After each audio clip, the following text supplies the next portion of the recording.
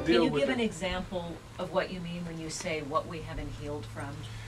The even okay. What happens is that the way that we begin to relate to one another in relationships has a correlation to the enslavement experience. You have to deal with the situation where men were not able at some level to do what men were supposed socialized to do, think about doing, protecting a home, because there was somebody always providing what black men ate, where they slept, who they mated with, and even if you love someone, they said that we want you to breed with this one, even though that's the one that you love. So we have all these dynamics going on. Then that also impacted black women. So there becomes this idea of lack of trust of women for black men. Don't get a black man to do anything for you. Black men, do things for yourself, because we never have healed from the time when the black men could not be available years ago. Right. And so black men have this idea that here is someone that I can get with, but I don't want to stay with. So we have this breeder mentality. So whereas blacks are getting having more divorces, that the divorce rate increases, the number of children being born out of wedlock increases. Yes. So we have this breeder mentality where we're just trying to do the hookup without the level of commitment in a relationship. Exactly. So that's a part of the enslavement residual that we're talking about. And it's a mirror. It's like looking in a mirror. If you look at that part of the history, and it didn't stop there, because under Jim Crow, a lot of those ruptures in families continued. And I think you're touching on something very important, because we're getting close now to the thing we can't talk about. I remember the first time I went on the Oprah Winfrey show, the topic was women who hate sex. And I called my mother up, and I was so happy I was doing the Oprah show. I said, Mom, you've got to call the relatives in Louisiana, call her in Chicago, go do the Oprah show. And she said, what's the topic? I said, women who hate sex. And she went, women who hate what? Stop. I was like, but you have 7 children. You must know something about it. What do you mean, women who hate what? So we don't talk. Now, let's talk about sex. Because all of this business of how we were treated under slavery, the dehumanizing roles, the breeding but not partnering, how does that come through today in our relationships, and how do we heal it? How do we begin to heal some of those things? I think knowledge of the past. If I'll just go back to my Louisiana roots. When you know better, you do better. Okay? If you knew what the black woman has been through in terms of being subjected to the degradation, the dehumanization, being told that she was going to have these babies during enslavement, being just mistreated, and then working all day at somebody else's house, and then coming home and making sure that the children were still fine, and still maintaining her home, and still being mama, if we really knew that, and I think if black men really understood the depth of what, not the woman that they're looking at right now, but the women before her, whose shoulders she stands on, if they understood that, then the one black woman would be honored.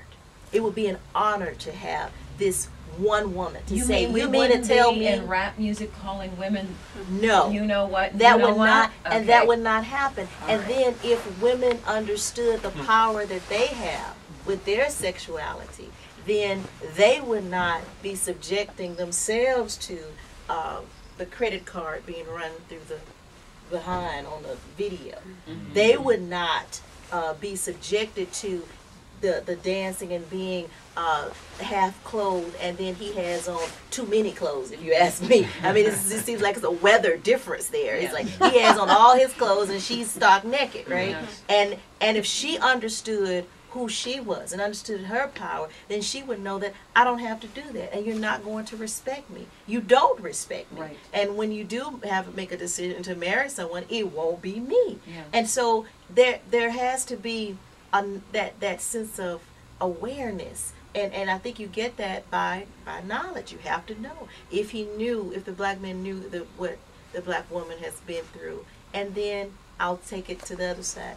If the black woman understood what the black man has been through in terms of, we read the historical slave narratives of the black male who held the white baby, who knew that this baby was not his own, but it was born within the marriage, and he knew it was the overseer's baby, but he still held on to the baby, and he said, oh, this baby, he made it his baby.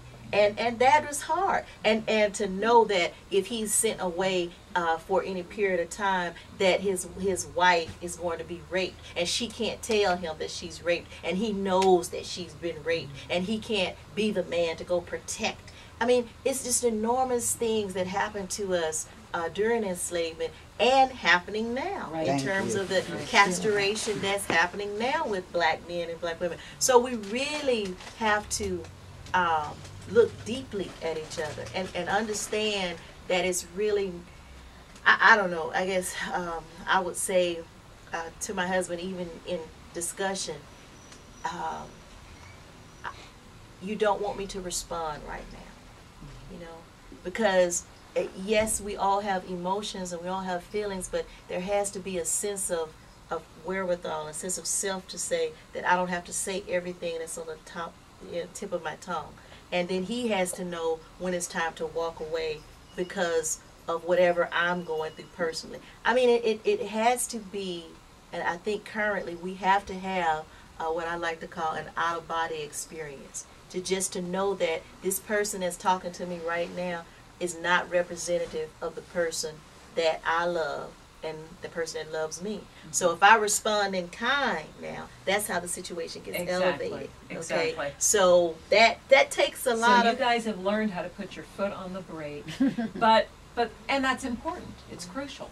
But the other thing that I wonder if you could say more, and jump in here, honey. I know I'm all excited, because this is what I eat, sleep, and breathe, is how do we heal relationships. But here's one thing I do want to add to listen to all of us talk, and it goes back to this point about personal transformation, because as I'm hearing you talk, both of you are learning how to be loving to each other. It's part of your own growth process, right? And I know, at least in our relationship, and for me personally, there are times that I have to ask myself questions. I have to get to my own level of what am I fearing? Why am I fearing it? How am I communicating that? Right? And so the whole process of me in my own growth process, in my own, peeling back the onion, what's going on there. Okay. While the tears flow. Yeah, right. And I think that if any black man isn't doing that, and it's better to do it within a relationship, it's really helpful. But I think at some point, based on the history that you guys were just talking about, all of us need to realize there's a certain part of us that's mentally ill. Mm-hmm. Yes. And that we have to take personal responsibility for changing that within the relationship, but also alone sometimes. Exactly. Exactly.